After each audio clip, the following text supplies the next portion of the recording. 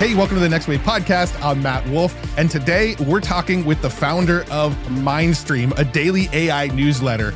And well, talking to him, I learned that he hates making video, so he became an expert on all of the various AI avatar tools to help him create videos. So in this episode, we're going to dive down the rabbit hole of AI avatars, how to use them, how to create them, how to make them the most effective you possibly can. It's an amazing episode, so let's go ahead and dive in with Adam Biddlecombe. Thanks for joining me today, Adam. I'm excited to dive in. How are you doing? Yeah, I'm good. Thanks so much for having me on. I've been looking forward to this for a while. Yeah. I mean, I really love the concept of sort of making an AI avatar who can do, maybe some of the short form video for you. But I've been really sort of scared to do it myself because of how the audience might react, which I'm sure we'll get into some of that conversation a little bit deeper in. But maybe let's start with just sort of the landscape. Like, what tools are available out there to build this kind of stuff? And maybe we'll get into some of the pros and cons of each. Yeah, 100%. So there's really two big players, which is Heygen and Synthesia. I kind of think of these as maybe like the ChatGPT and Claude. They're the ones that have a lot of funding, a lot of support behind them, a lot of usage, and they're kind of like, generalist tools as such. Like a lot of people are using them for all of the different use cases. And I've spent most of my time playing around with Heygen.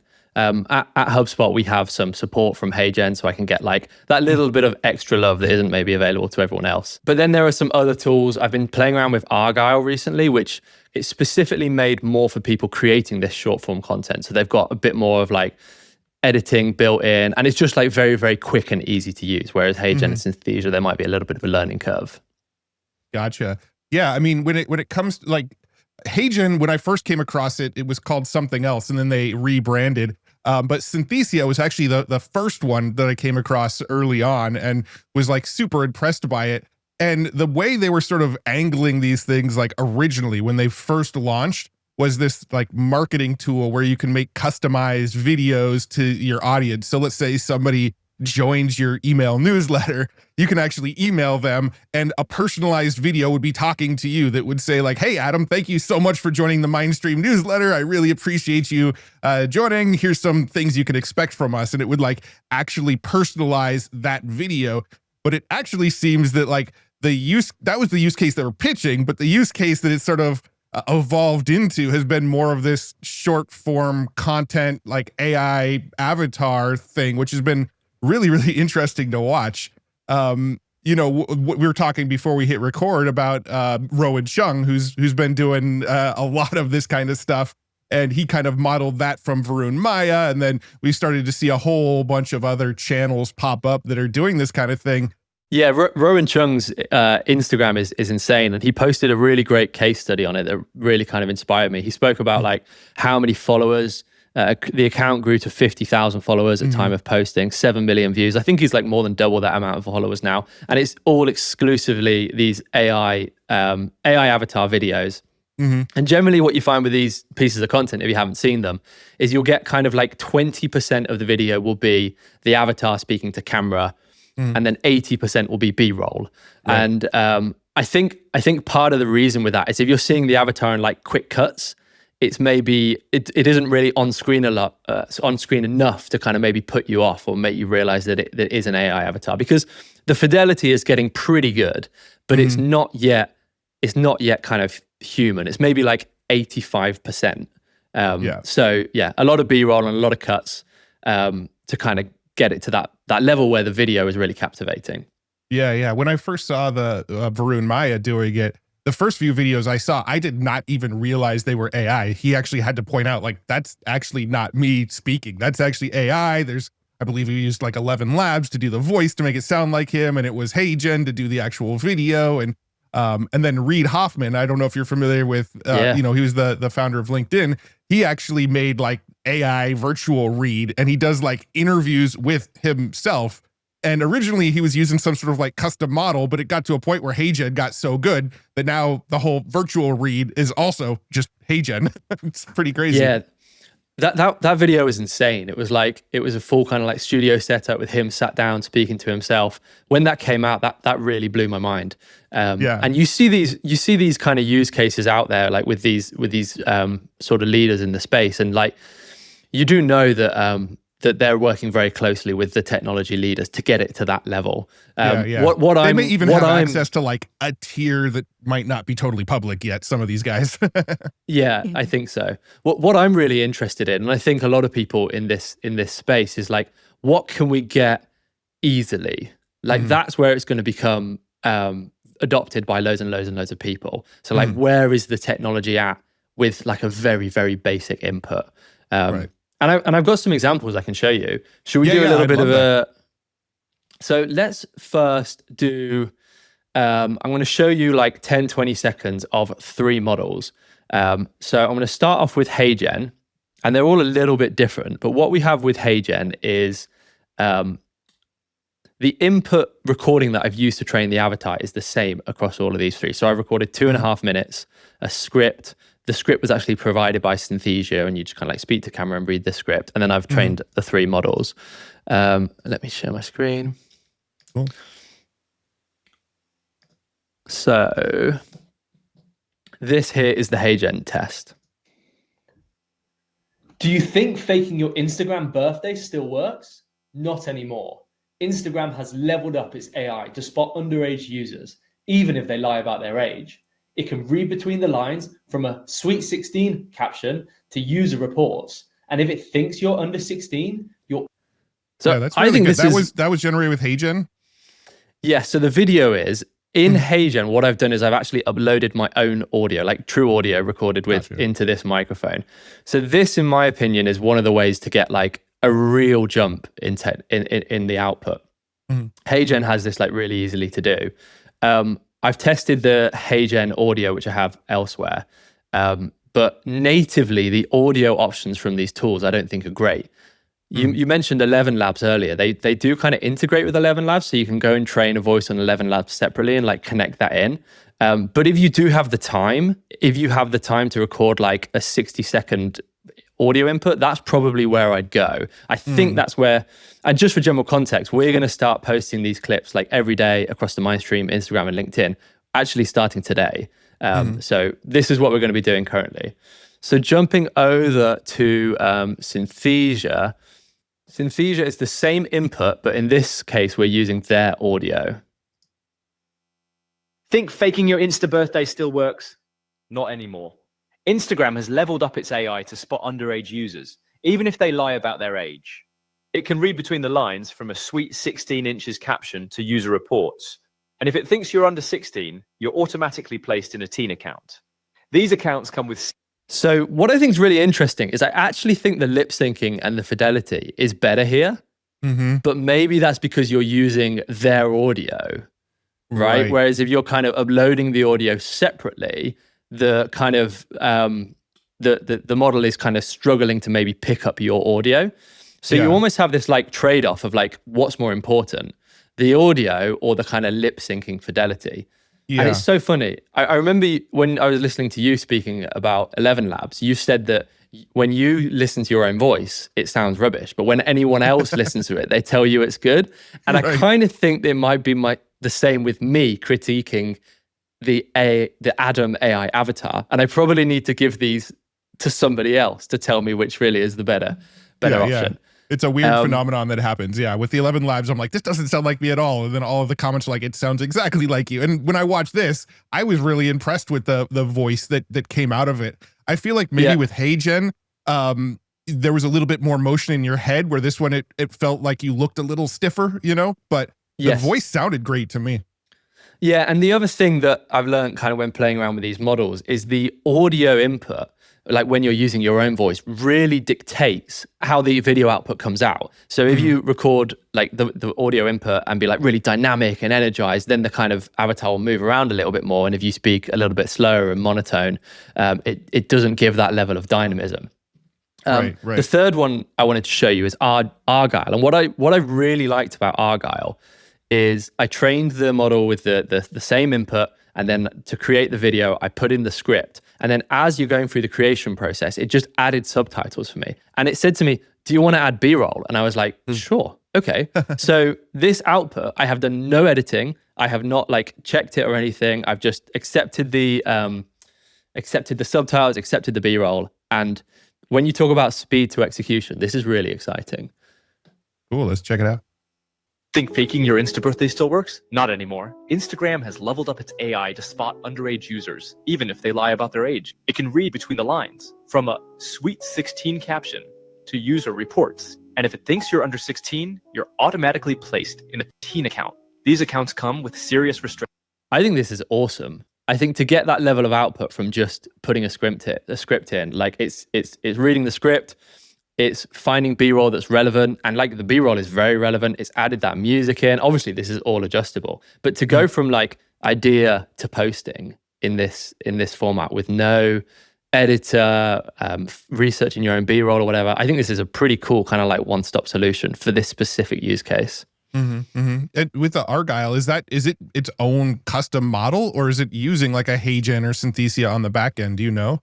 I don't actually know. I should look that up. But yeah, it's an interesting thing you raise, because I think at the start of this, I mentioned how like, I think a Heygen and Synthesia is like the comparable to like ChatGPT, etc. I do think that like a lot of these kind of wrapper companies are going to pop up with like specific use cases. I've got a friend who's running one specifically for coaching. So they've got like the avatar thing built in, but then they've also got in the software like all of the marketing tools that you need and like booking appointments and all of these things specifically so you can create an AI coach of yourself. Right. So yeah, I do think that's interesting. Go on. Now I'm curious, when you showed me the first one, the Heygen one, you said that you actually recorded your own voice into it. Is there a benefit to doing that versus, just flipping on the camera and, recording your voice to the camera? I think for myself, if I want to record a video, even if I use something like a teleprompter, I personally just find it quite hard. Like first, got to like turn all my lights on and everything, get my camera set up, and then I've got to deliver and read to camera and be dynamic and all of these things. And for me to record like a 60-second clip like that might take 30, 40 minutes. But if I have a 60-second script read, I can read that in one take pretty dynamically, or maybe two. But I feel quite comfortable just recording audio compared to video. That's just me. Obviously, I'm speaking to you, Matt, who's been doing YouTube forever. So for you, it probably seems like second nature to just click with camera and click record. But I think where this is going to be particularly interesting is for people like myself who are not so used to recording videos. Maybe we should look at some examples of like, there's a lot of these things that have gone like really viral. Like we mentioned Varun Maya, we mentioned Rowan Chung, we mentioned a few others. I think maybe it'd be cool to show off some of the like, some of these videos like on camera and that have gone viral so people could kind of see what sort of results others are getting with these. 100%. So here's one of Rowan's, sorry. This AI can turn any photo into a 3D world you can explore. World Labs, founded by the godmother of AI, Fei Li, created a system that transforms regular images into interactive 3D environments. Their system lets you step inside the picture and look around as if you were really there. You can also add real-time visual effects, change depth of field, and experiment with camera effects like dolly zooms. The demo works with paintings too, letting you walk through works like Van Gogh's Cafe Terrace at Night or Edward Hopper's Nighthawks. Lee and her team believe this technology will revolutionize how we create movies, games, and virtual worlds. This tech could eventually reduce time spent prototyping for game developers or give animators new tools to rapidly iterate new ideas. World Labs will be launching their first official product in 2025. So if you want to stay up to speed, check out the link in my bio for my free daily AI newsletter. This AI can very cool. Yeah, that one looks like he pretty much did the whole thing generatively. The video, it sounded like the audio was probably like an 11 Labs kind of audio. And then he had all the B-roll. I don't know if Rowan specifically uses an AI tool that sort of sources the B-roll for him, or if he does this sort of AI avatar, the whole video is shot, and then he sends it to a team member who goes and finds B-roll to kind of hide any of the uncanniness, Yeah, the interesting thing is the fact that the avatar is in there for about 2 or 3 seconds in the middle. Right. What this really is like great short form storytelling video with B-roll, and the avatar gives it that personal touch to kind of tie it back to like a personal brand, or if it was a business. Whereas like there's, when I scroll through like my Instagram or TikTok or whatever, there's so many like great AI generated videos that don't have any personality. Like the recent viral ones I've seen. Have you seen those like you wake up as France in 1800s? Yeah. So like the people are out there making like great AI videos, but here is a way to kind of take these AI videos and give a little bit of personality towards it. And I think the interesting thing as well is, you know, the specific use case we're talking about is kind of me expanding and leveraging my personal brand. But I think there's opportunity for people here to create net new personal brands that are completely fabricated, completely AI. You know, you can go and design an avatar around someone and then kind of add that as an extra element to these like faceless YouTube channels that you hear about. Yeah. So you can almost be sort of anonymous yourself, but create a character that's out into the world that people kind of assume is a real character. I mean, we've actually been seeing that quite a bit with the whole like Instagram AI influencer thing, which, you know, I have very mixed feelings about it, right? I don't totally get it. But, a lot of people are doing really, they're really successful with these AI avatars and like having Instagram accounts with hundreds of thousands of followers, and the character isn't even a real person, which, you know, kind of blows my mind still. It's insane. Are you aware of Little Michaela? I think she's like the most famous one. That was probably like the original, right? That is kind of like the genesis of it. Yeah, so I was doing a bit of research. I think she launched in like 2016. Yeah, it was a startup called Brood. Trevor McFedries and Sarah DeCue. They developed and managed her persona, social media presence, brand collaborations, and then this company was acquired in 2022. The crazy thing is this Little Michaela earns $10 million per year from brand partnerships. And she has some insane collaborations. I've got one here I can show you with BMW of all companies, which shows that like real brands are kind of willing to work with these AI personas.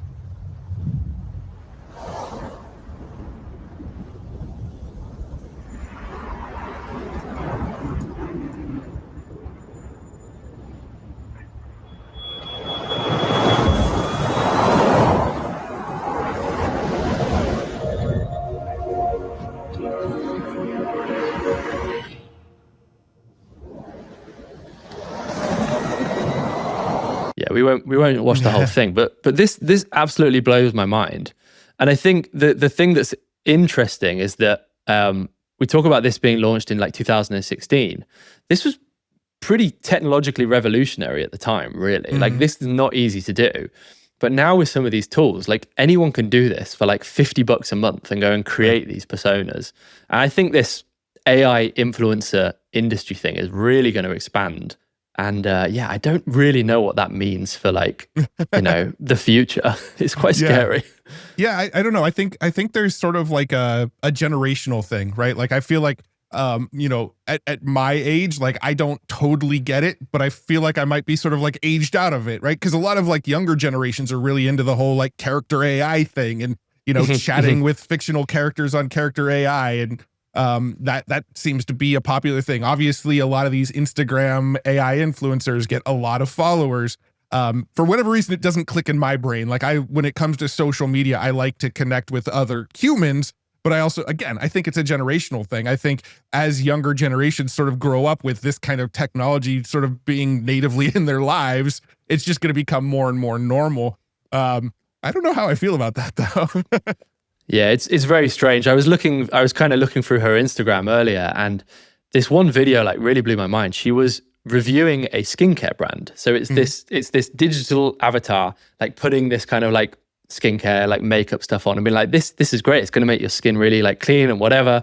And you kind of think the people who are watching that ad to go like, yes, I want to buy that thing now. Like, surely you need to see it on a human and see kind of the, your skin looks so much better now. Like, it's all digital. Yeah, it's so weird.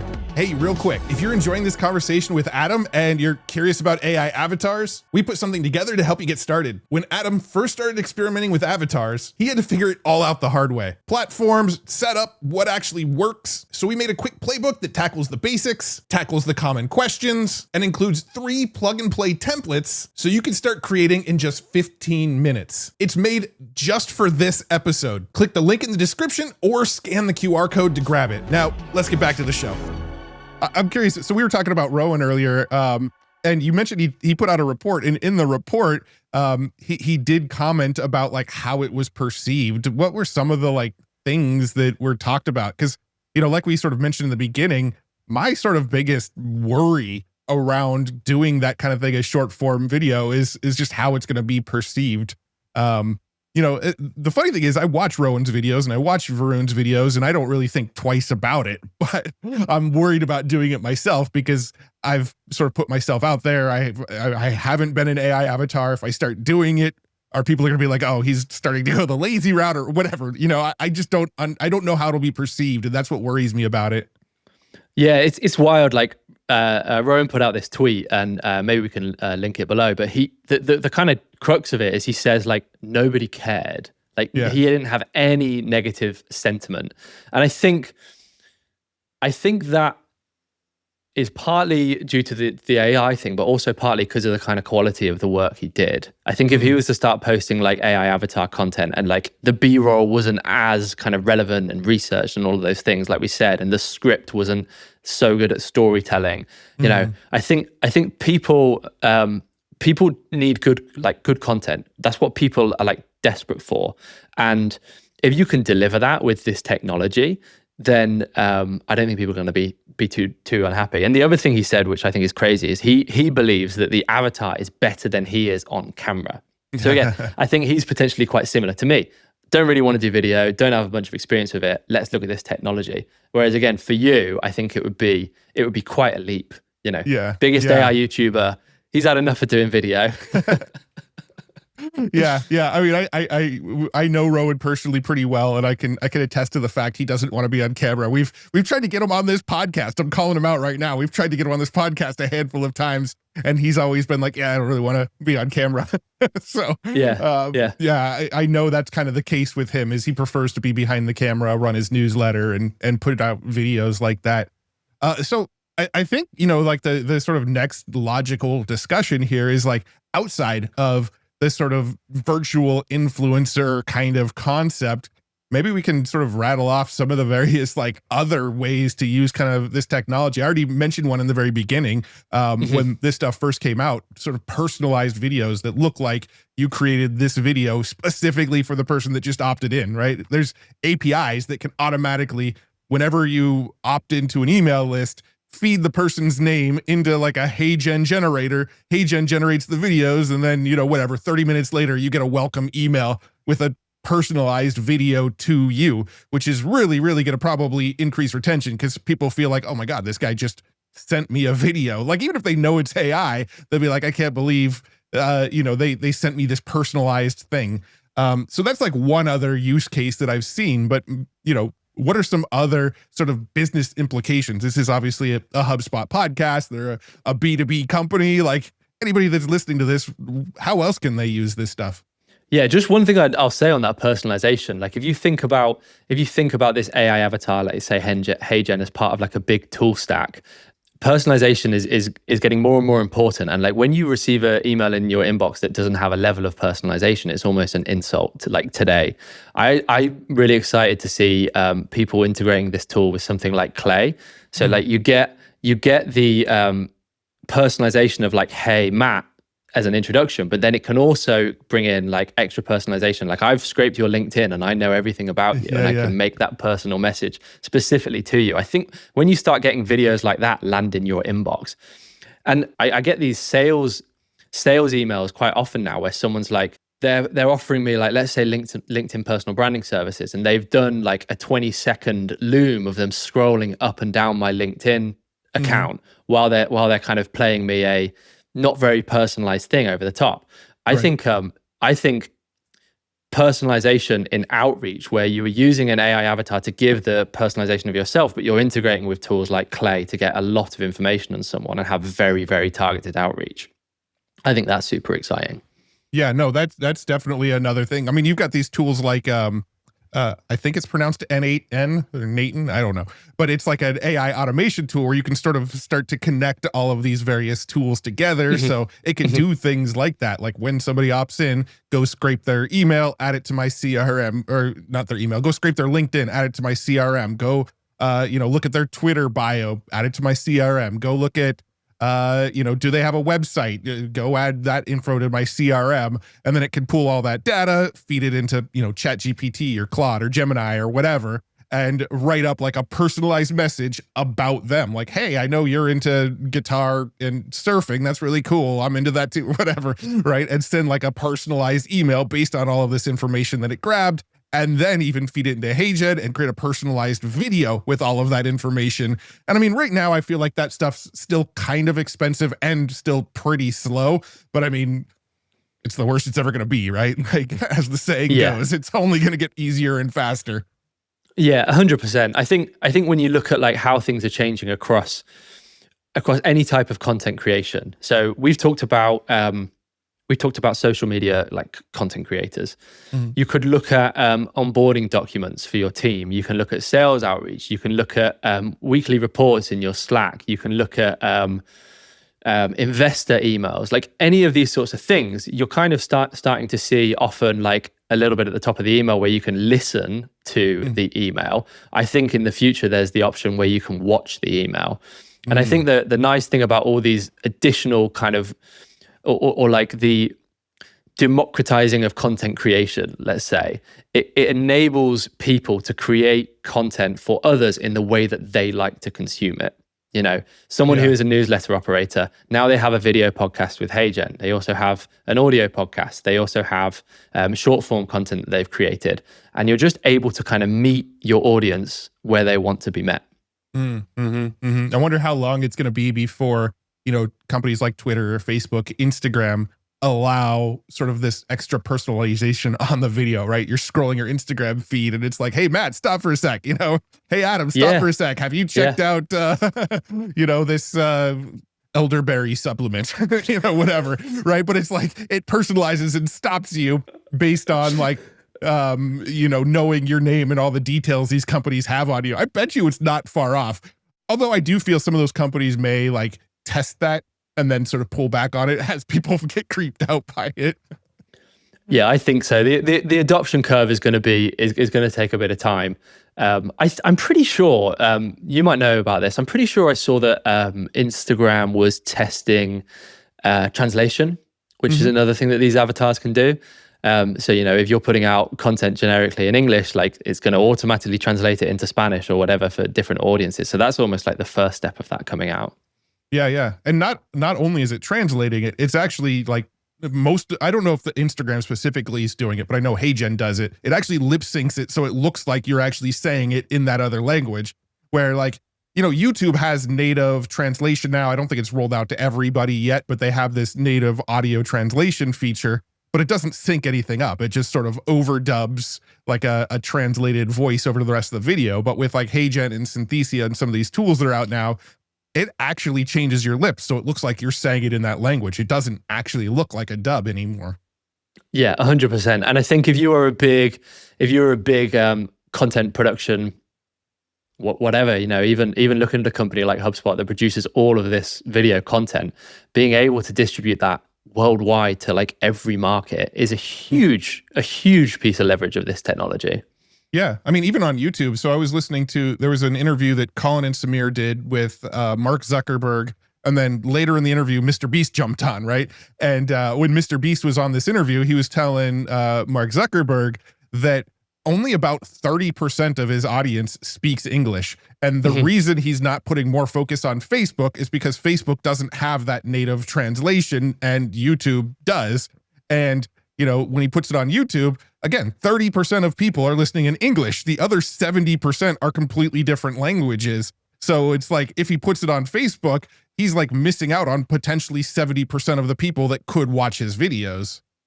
That's insane. Mr. Beast is like so hot on this translation thing. I remember he's been looking at it for a while, and he like has a separate company or part of his company that does this translation, and he'll like hire movie stars in the countries that he wants to distribute to kind of be him on these videos, which I think is so smart. Yeah. So are there any other sort of like maybe business use cases that we haven't explored that you've seen others using this kind of tech for? The thing we should talk about is kind of the negative use case, the possibility of scammers with this technology. I was listening to an episode that you did recently where you're talking about audio and scamming and like how personalized, like, you know, you can personalize someone's voice and call their mother or grandma or whatever. I actually had this moment like a couple of days ago. I was trying to set up a new Google account for a new business I was starting, and I tried my number for the 2FA, and it was like, no, you've got too many Google emails with this number, you can't use it. So I tried my partner's, the same thing. So then I sent a 2FA code to my mum and text her saying, hey mum, can you give me that code? And then I realized, like, oh wow, this is the kind of scam workflow. So I sent my mum a picture of myself and said, it's actually me, send me the code. She sent me the code. That was just a selfie that I took in that moment. You know, imagine if someone kind of got an access to a photo of me from anywhere, then they have that. That's kind of how easy it is to get someone to send you a code. And if you have, they don't even need to get a selfie. They could probably generate one. If there's enough images of you online to train in, you could probably, people will be able to generate them of you. 100%. So when you think about that, and then you can have my voice perfectly emulated, and then someone can also have my likeness personally emulated, sending a selfie video to my family member saying, I've just crashed my car, can you send me some money? Like, this is a pretty scary place we're going towards. Yeah. Yeah. And I mean, we've already seen it in like scam ads as well. You know, we mentioned Mr. Beast. Joe Rogan apparently has had it happen to him. It's kind of popped up quite a bit where, you know, they'll start running Facebook ads, Instagram ads, Twitter ads, and it looks like Joe Rogan or Mr. Beast or one of these big names is actually promoting a product, but they just used an AI tool, trained those person's voice into it, and then generated an ad as those people. I don't think that's going away anytime soon. I think a lot of these companies are going to try to figure out how to put guardrails up against it, but it's going to be a constant cat and mouse game, right? Like whenever new guardrails come up, the people that are trying to do this stuff are just going to figure out more sophisticated ways to get around it. But yeah, so we're just kind of entering this world where you've got to be really careful. You know, you've got to know that this exists and kind of question everything almost, right? Like you mentioned with the scenario with your mom. Like I told my parents, if you ever get a call from me saying I'm in trouble and need money or something like that, ask for this passcode, right? And then this is how you can confirm that it's actually me, is I will give you this word. If they can't give you this word back, then you know it's not really me and it's possibly a scam. Because look, I'm somebody who puts my likeness online a lot. I've got thousands of hours of video, thousands of hours of audio. I'm probably one of the easier targets for some of this kind of stuff, but you know, it's only going to get easier and easier for people to kind of do that sort of thing. 100%. And that's a physical word that you've said to your mum in person or like written down somewhere. That's really smart. I haven't heard that before, but that's potentially one of the only ways to do it, you know, in this new world we're looking towards. The other thing that's interesting, you mentioned there these kind of like fake and disingenuous ads, but I do think that these avatars are really interesting for UGC ads. There are a couple of companies that I noted down, Arcads and Creatify, that are kind of specifically for these use cases where you can go in and use like hundreds of their UGC creators. They're kind of preloaded. I was looking through earlier and like, you know, you click through and it'll be John, and then you can have John sat laying in a hammock or sat in a podcast studio or like lying on his bed or whatever. And, you know, you can put in scripts and then B-roll, and you can have them kind of holding your product. So I think when you look at like speed to market of testing and validating ideas, you can get pretty decent AI ads and test them without having to hire an actual UGC creator and ship products to people and all these sorts of things.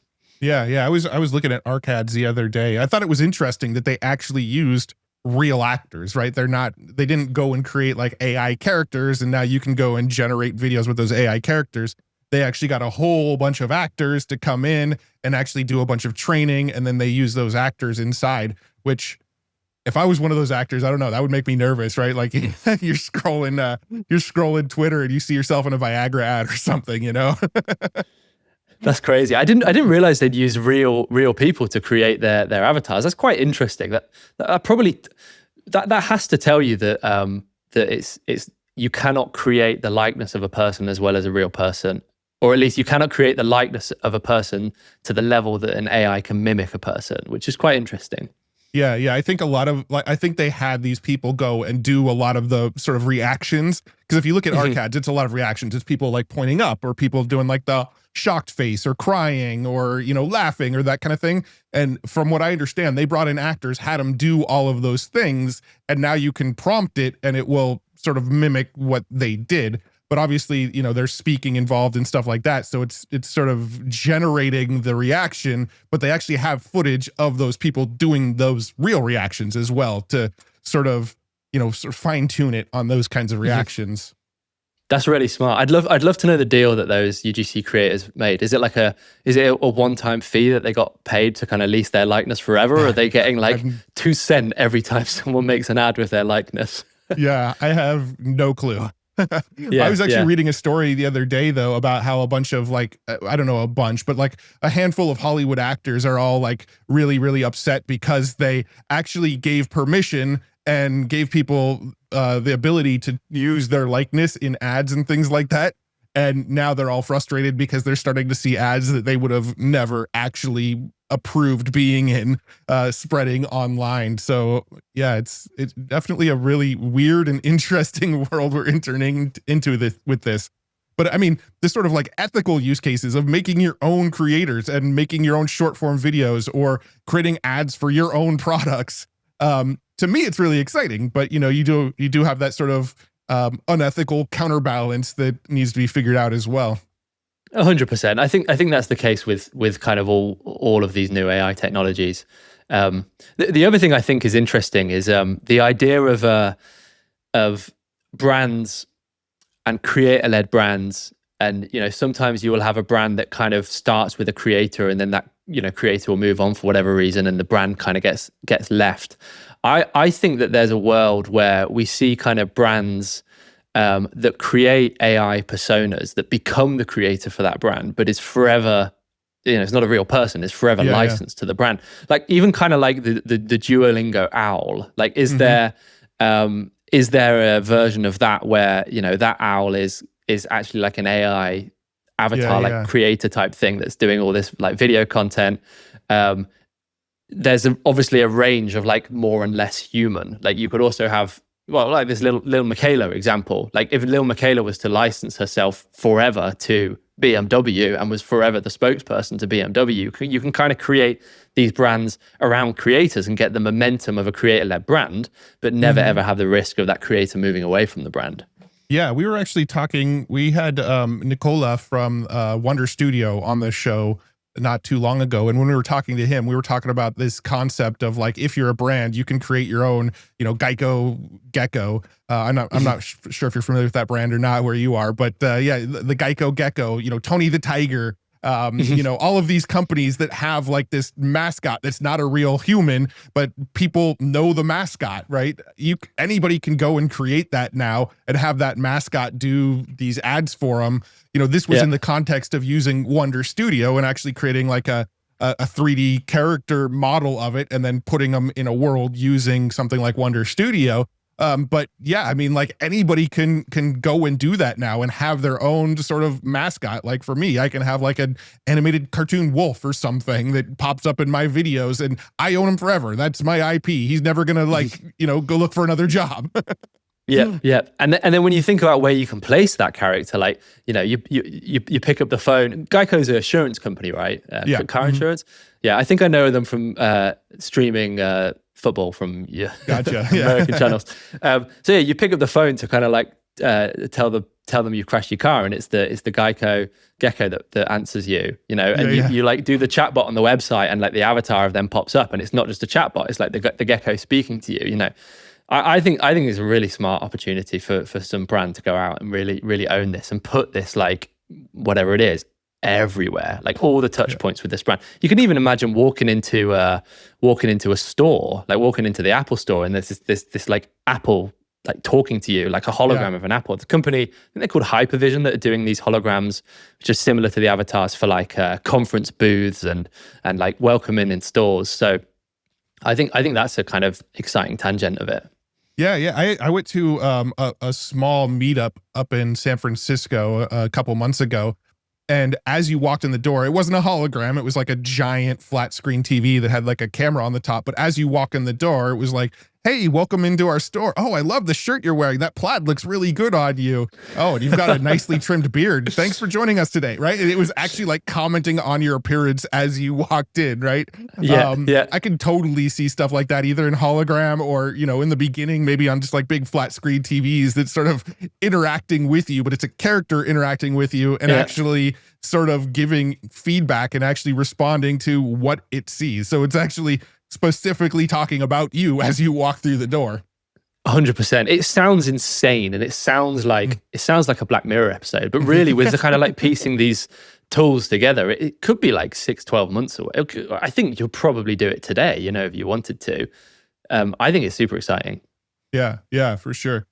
I've got one more thing I can show if you like. So I've got a breakdown of the personal avatar compared to studio avatar done in Heygen. Mm-hmm. Oh, okay, cool. Yeah. So the studio, let's start with the personal avatar first. So if you think of like, if anyone's created an avatar with Heygen or Synthesia before, you've probably created a personal avatar. You kind of sit down, you can do it with your webcam, your phone, you do a little 10-second recording of yourself saying, I give permission for Synthesia to make this, and then you'll read a kind of 2 to 3 minute script. So that's the personal avatar. And let me show a little video of that now. So this is I think similar to the use cases that we've seen from Ruben previously and some of the tests I've done before. DeepSeek, the Chinese AI startup, recently dropped its game-changing model, DeepSeek R1, and it went viral overnight. Built at a fraction of the cost, DeepSeek's open-source model offers advanced math, coding, and reasoning skills. Within days, it topped the App Store chart. So that's the idea of the personal avatar. Now, the studio avatars, when I recorded this studio avatar, I went to a local studio. I didn't do it with Heygen, but they gave us a very, very specific list where they said, use this camera, this light, stand in front of this type of green screen, have this type of microphone. Like, it was very, very specific. And we had very specific instructions on how to kind of speak and all of those sorts of things. And the output of this one is pretty insane. Let's have a look. DeepSeek, the Chinese AI startup, recently dropped its game-changing chatbot, DeepSeek R1, and it had gone viral overnight. Built at a fraction of the cost, DeepSeek's open-source model offers advanced math, coding, and reasoning skills. Within days, it topped the App Store chart. So there you go. What do you make of the difference between those two, Matt? Yeah, I mean, they look really good. One thing I've noticed is that, the second one, it had more of the full body shot. And one thing that I've seen, I think Heygen is the one that does it, is they can actually do videos now of you like walking down the street, and it sort of like changes your lips. So it looks like you're walking and talking to the camera, which sort of blows my mind. I saw this crazy one from Synthesia where the kind of avatar was doing yoga as they were speaking. Let me see if I can find this one. But yeah, so you can record them full body. It's funny, like those out of those two, the studio one was very expensive to record.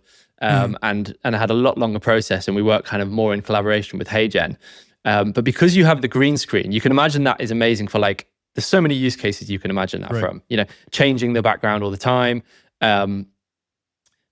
presentations, you could have someone kind of speaking over slides, like all of those sorts of things. But for the specific use case that we've been working on, this short form video, the best background ever is the same background that I have when I'm on podcasts or whatever. Right. So that personal avatar actually works in that case. Stressed? Tired? Find your balance with Pure Yoga. Our classes cater to all levels, from beginners to advanced yogis. Enhance your flexibility, strength, and peace of mind. Join us for classes anytime. Yeah, no, that's awesome. And we're going to see more and more of that where they're like in different scenarios, I think. I'm curious with the one that you showed, was the B-roll, did you go and do that like separately, or was that one of the tools that actually helped with the B-roll? Because you had that sort of, I don't know what that sort of editing style is called, but when you have the words and it jumps between all the articles but stays focused on the same word, was that something that you like custom edited, or was that like an AI sort of function of one of these tools you're using? Yeah, so that one did run kind of like through an editor, and that is the workflow we're working with now. Obviously, we're creating these videos on the Mindstream brand, which is owned by HubSpot, and we've got to be like really, really careful with what we put out and make sure it is the highest quality. I haven't spent a lot of time with like AI editing softwares, but I don't know right now if we're at the level that it kind of really can replace a full-time editor at the highest level. Right. Yeah. This is totally sort of a side tangent, but yesterday, or the week that we're recording this, Descript actually put out a video about a new AI video agent that they're calling the Cursor for video editing, where you can basically say, hey, at this minute, go change this, during this scene, add this B-roll into it, at this scene, do this, and you just keep on chatting with it, and it edits your video through natural language. I mean, I haven't gotten my hands on it. I don't know how effective it is, but the concept is really interesting to me.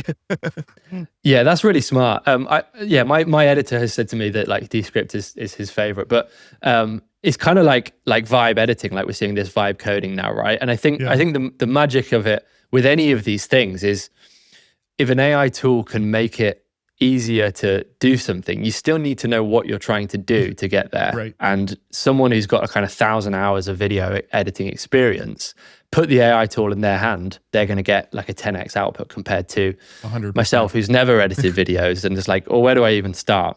Yeah. Now that really, really solid editor can get you that edit back in 3 days instead of a week and a half, but still just as quality. That's what excites me about it, is it sort of up levels the abilities of the people that actually know what they're doing. Like, I've done a lot of the vibe coding stuff, but because I'm not that proficient of a coder, I know like a little bit, but because I'm not that proficient, I'll run into bugs and I'll sit there for like 3 hours trying to fix the smallest, tiniest bug that seems like it should be a simple fix, but the AI can't figure out how to overcome that bug. And because I don't know enough about coding, I can't get to where I want to go. So vibe coding often turns into rage coding very, very quickly.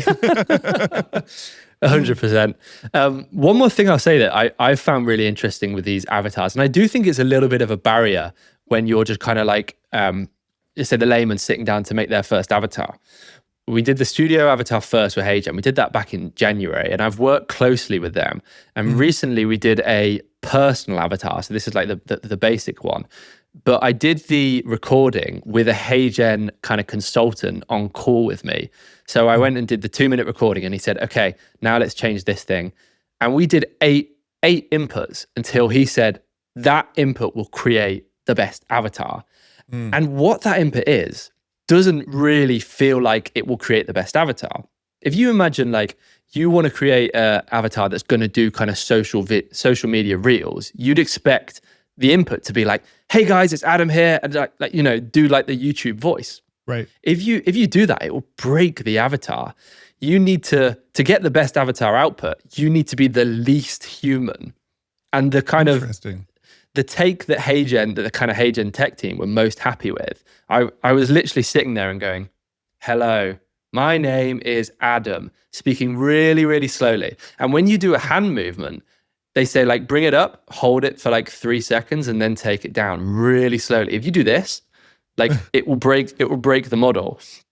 And so then you create this avatar in this really robotic way that is very, very unnatural. And then when you kind of then do like the inputs, I said earlier, it's about the input audio dictates the kind of dynamism of the video. And then you can, with all these hand movements you can kind of like set them as expressions, and you can actually like retrofit them in to train the avatar. But I think that's really hard to communicate in like a kind of onboarding process. Like, hey guys, don't record the avatar how you want it to sound. Record it like a robot to look human. That's interesting. So, but you can still get something that looks excited and energetic, even though you trained it on a sort of monotone, almost like boring sort of version of yourself.